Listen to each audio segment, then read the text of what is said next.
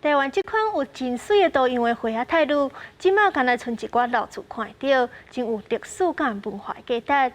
伫咧嘉义市，就有一间专门保存花仔态度的博物馆，因用3天的时间拍一块纪录片，希望民众会当认捌这款特殊的文化。一袋一袋的花砖，亲像艺术品展出，互人欣赏，嘛有造成创意商品来卖人客。嘉义市这间专门保存花砖的博物馆，问下保存为全国收回来的花砖，嘛甲公共电视台合作来翕纪录片。台湾的花砖文化竟然是甲世界花砖是连做伙的，大家就知影，台湾花砖的历史是真正是足珍贵的。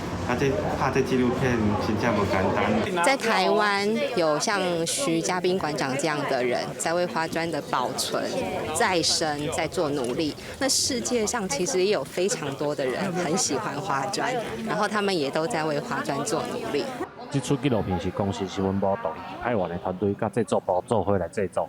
透过一袋花砖为台湾出发，去到日本、新加坡找找线索，希望民众会当了解花砖的历史甲文化。